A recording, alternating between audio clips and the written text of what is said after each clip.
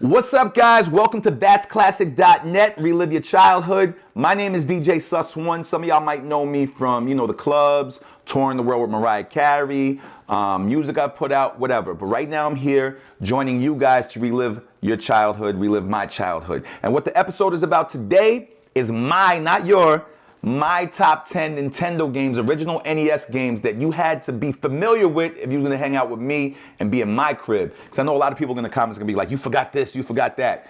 Everybody has a different top 10. This is my top 10, all right? So let's get it started. Number 10, Kung Fu. Kung Fu was a very, very entertaining, difficult game. I don't think I've ever beat Kung Fu. I've made it to like level 4 or something like that. I used to get angry at the screen when certain things would happen, especially when you used to throw that vase directly at my head. I used to get so upset, but still one of my favorite games of all time, all right? Number 9, Jaws. Now, the reason I was obsessed with Jaws so much, I know a lot of people did not really care for that game. Some did, some didn't. I was obsessed with the movies, except for part 4. 4 sucked. But I loved the Jaws franchise, which made me love the Jaws video game. And I never beat Jaws either. It was a very difficult game. It took forever for Jaws to actually show up. And then when you showed up, it was very hard to beat Jaws, but still on my top 10 list. I used to play it religiously. All right, number 8, Double Dribble. If you didn't have this game as a young man in the 1980s, if this was not part of your collection, if you went to your friend's house and he did not have Double Dribble, your friend was not lit. If you didn't have it, you were not lit. You had to have Double Dribble in your collection. If you were coming to my house, you was getting your ass whipped in Double Dribble by me. I rarely got beat in Double Dribble. I know some of my friends are gonna text my phone after seeing this episode like, stop lying to the public. All right, number 7, I actually did beat this game. I beat this game one time. One time I beat this game. Mike Tyson's Punch-Out! All right, Mike Tyson's Punch-Out! Was so difficult, from Piston Honda, the Soda Popimski, to Mr. Sandman, to all the characters in that game. They were very difficult, but when you got up to Mike Tyson, it was the worst. When he punched you one time, you would get knocked out. So what I had to do was I had to remember the pattern, playing the game over and over again. I had to remember Mike Tyson's pattern. And eventually you memorized it, and then I one day beat the game. So congratulations to me. But that was a game that you had to have in your collection if you were lit, all right? Number 6, you had to have the gold cartridge right here. The Legend of Zelda. I never beat this game as a kid. I don't know if you guys have beat the game when you were young. If you did, leave me some comments below. But I never beat the game until I got older and YouTube became very popular and gave the cheat codes out, and I beat it as an adult. But Legend of Zelda, entertaining game, very fun, very scary at some point. So if you were a kid, I was playing it at nighttime, and some of the castle parts had the very weary music, and it's kind of weird as a kid to play it at nighttime, kind of scary. Anyway, number 5, Double Dragon. This game was a phenomenal game.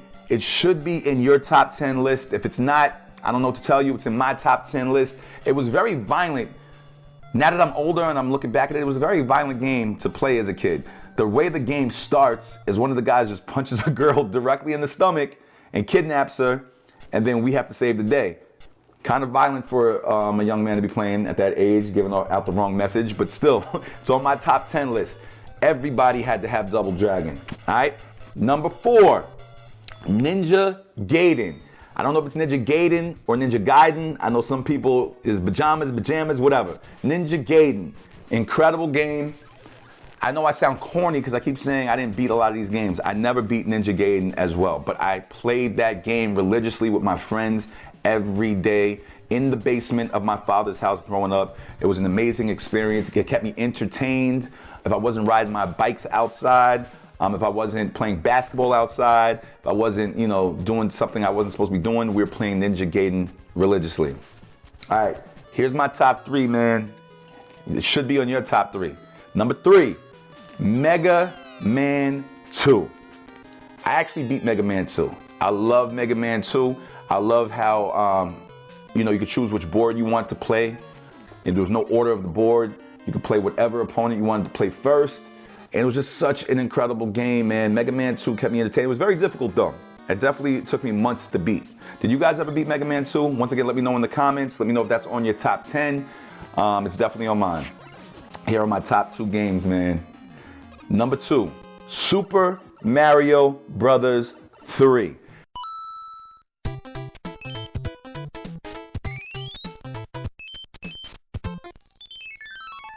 Let me tell you why Super Mario Brothers 3 is so amazing to me.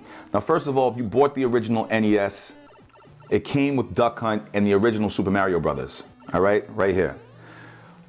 Then they upped it with Super Mario Brothers 2. There was some magic about Super Mario Brothers that everybody loved. I don't know exactly what it is, but everybody was obsessed with Super Mario Brothers.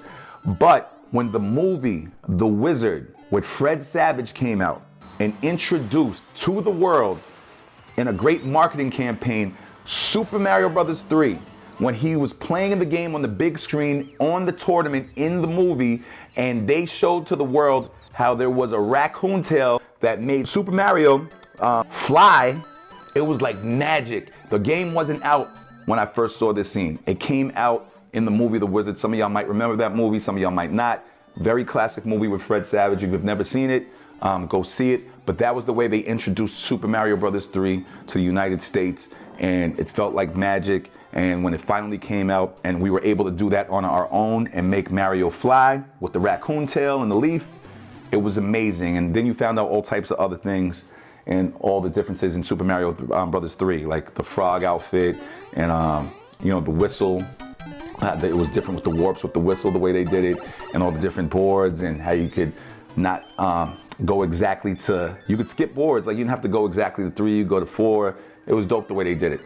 The best game of all time on Nintendo, on the original NES system, in my opinion, Contra. Now, I'm not going to say much about Contra. If you were raised in the 1980s and you know about Contra, then you know it is probably the greatest game of all time. And you also know the code is up, up, down, down, left, right, BA start. Some people say select BA start. That was only if you had 2 players. But if you were playing with just yourself, that sounded crazy.